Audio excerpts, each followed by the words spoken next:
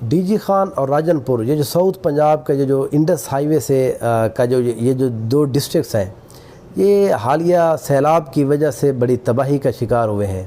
پہلے یہ جو اسپیل آیا تھا تقریباً 26 جولائی سے لے کر 1 اگست تک 2 اگست تک، اس میں ہم نے دیکھا ہے کہ ایک جو تحصیل ڈی جی خان ہے اس کو بالکل تہس نہس کر کے رکھ دیا سیلاب نے۔ پھر اس کے بعد اب جو نیا اسپیل آیا ہے اس نے جو تحصیل ڈیرہ غازی خان کی جو تحصیل توسہ شریف ہے، عثمان بدار صاحب کا جو حلقہ ہے، اس سارے کو بالکل ہی تباہ کر کے رکھ دیا ہے۔ پھر اب وہ سیلاب آگے بڑھتے ہوئے اگر ہم دوسری سائڈ سے دیکھیں تو راجن پور ڈسٹرکٹ کے اندر جو تحصیل روجھان ہے، جو تحصیل راجن پور ہے، جام پور ہے، ان کو بڑا شدید نقصان پہنچا رہے ہیں۔ جو فاضل پور ہے، فاضل پور کی سچویشن یہ ہے کہ وہاں پر روڈ کے اوپر تقریباً 4-4 5-5 فٹ پانی آ گیا ہے۔ سکول کے اندر ایک ہائی سکول تھا، وہ اس کی بلڈنگ گر گئی ہے۔ آبادیوں کو بہت نقصان ہو رہا ہے، لوگ شفٹ ہو رہے ہیں۔ گورنمنٹ گو کہ مجھے پتہ ہے کہ گورنمنٹ کے ریسورسز بہت کم ہوتے ہیں۔ لوگوں کا بڑا تنقید یہ ہوتی ہے گورنمنٹ کے حوالے سے، وہ الیکشن جو سیاستدان ہیں وہ ووٹ لینے کے لیے آ جاتے ہیں، ان کو اپنے عیاشی کے لیے پیسے مل جاتے ہیں، ہماری مدد کے لیے نہیں ملتے ہیں۔ تو یہ ان کی بات بہرحال جائز ہے، لیکن میں یہ سمجھتا ہوں کہ ساری ایسی بات نہیں ہوتی۔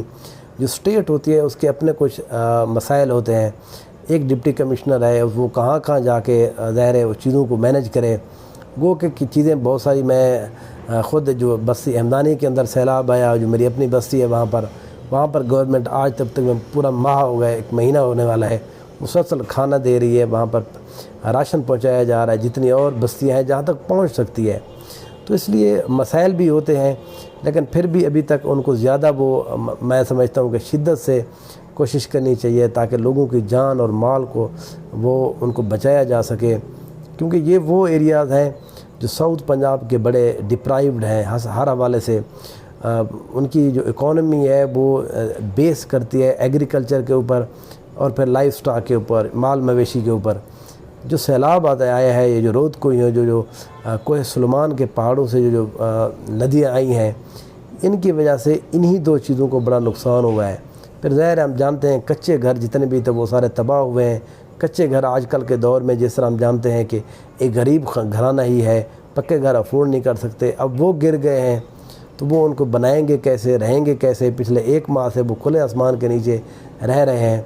تو گورنمنٹ کو میں یہ سمجھتا ہوں کچھ زیادہ پرو ایکٹیو ہونا چاہیے۔ لوگوں کو جو مخیر حضرات ہیں ان کو کچھ زیادہ پیش ہونا چاہیے، اور پھر یہ کوآرڈینیشن کے ساتھ کام کرنا چاہیے، کیونکہ ایسا نہ ہو آپ ایک ہی جگہ کے اوپر کنسنٹریٹ نہ کریں، باقی اور بھی لوگ ہیں۔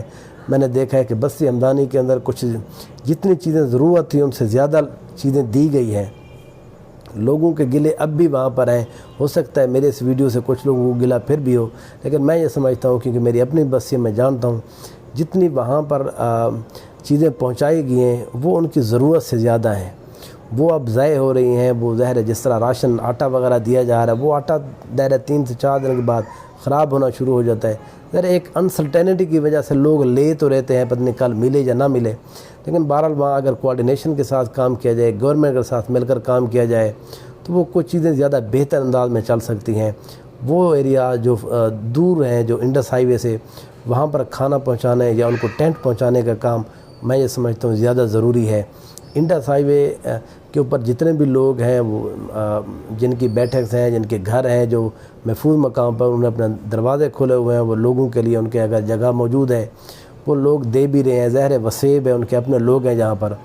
تو لیکن گورنمنٹ کو میں یہ سمجھتا ہوں وزیر اعلیٰ جو پرویز الہی صاحب ہیں ان کو ایک دفعہ پھر وزٹ کرانا چاہیے، ان کو دکھانا چاہیے۔ وہ پچھلی والی سچویشن نہیں ہے، جب وہ پہلی دفعہ چکر لگانے تو اس میں صرف میں یہ سمجھتا ہوں کہ 20 سے 25 صرف جو دیہات تھے وہ نقصان ان کو ہوا تھا۔ اب یہاں پر پورے 2 ڈسٹرکٹ تباہ ہو گئے ہیں۔ اب وہاں پر یہاں پر کچھ زیادہ چیزیں ضرورت ہیں۔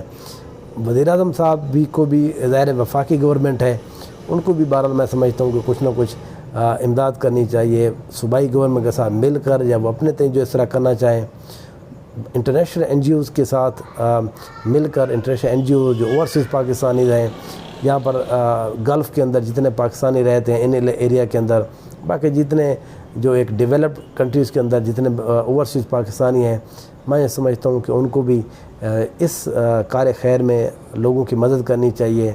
لوگوں کو بہرحال ضرورت ہے. یہ جو قوم ہے وہ اسی ٹراما سے جب گزرتی ہے تو پھر قوم بنتی ہے. خوشیوں کے وقت لوگ ساتھ نہیں ہوتے، ان کو پتہ ہی نہیں چلتا.